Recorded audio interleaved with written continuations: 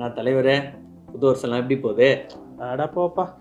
நான் தலைவர் எப்படி சலிச்சுக்கிறீங்க? ஆமாம், ஒருத்தர் லண்டன் போய் படிச்சுட்டு வந்து கோமாளித்தனமா வீட்டு வாசல் முன்னாடி சவுக்கால, அதுவும் டூப்ளிகேட் சவுக்கால அடிச்சிட்டு இருக்காரு. இன்னொருத்தர் அவரோட கேரியர் உச்சத்தை விட்டு வந்தான்னு சொல்லிட்டு அரசியல்ல ஒர்க் ஃப்ரம் ஹோம் பண்ணிட்டு இருக்காரு.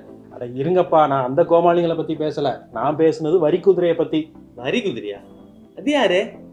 அதான் மத்தியில உட்காந்துட்டு வரி மேல வரியா போட்டு நம்ம எல்லாம் படாத பாடு படுத்திட்டு இருக்காங்களா, அவங்கள சொன்னேன். ஓ, அவங்களா? அவங்களே தான். சரி, அவங்க என்னெல்லாம் பண்ணிருக்கிறாங்க?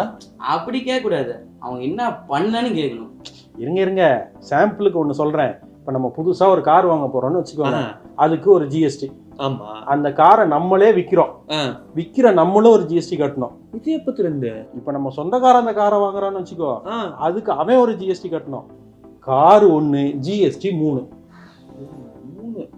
ஆமா. ஓ சரி, இத்தனை நாள் நம்ம கார் வாங்குறது தான் கஷ்டப்பட்டோம். நீங்க சொல்றத பார்த்தா அதுக்கப்புறம் கார் விற்கிறது கூட கஷ்டப்படணும் போல இருக்குதே. அது மட்டுமா, இன்னும் இருக்கு கேளு. இன்னுமா? ஆமா, நம்ம ஃபேமிலியோட இப்போ படத்துக்கு போறோம்னு வச்சுக்கோங்க. அங்க போய் ஒரு பாப்கார்ன் வாங்கி சாப்பிடுவோம். ஆமா, வழக்கம். 5% ஜிஎஸ்டி. அதுல கொஞ்சம் உப்பு கம்மியா இருக்கு, கொஞ்சம் உப்பு போடுப்பான்னு கேட்கறோம்னு வச்சுக்கோ. அந்த உப்பு போட்டா 12% ஜிஎஸ்டி. வெறும் உப்பு தான். அதுவே வந்து கேரமல்னு போறோம்னு வச்சுக்கோ, 18% ஜிஎஸ்டி. Popcorn 1, GST 3. டிக்கெட் விலையோட பாப்கார்ன் ரேட்டு தான் ஜாஸ்தி போலையே.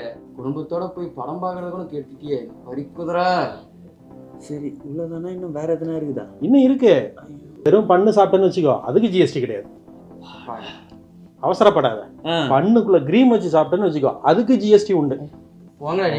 இந்த அரசு என்னெல்லாம் செய்ய போதோன்னு நம்ம நெருப்ப கட்டிட்டு தான் அலைய வேண்டிய இருக்குது. அதான் 2025 பட்ஜெட்டை மொத்தமா முடிச்சு விட்டாங்களே.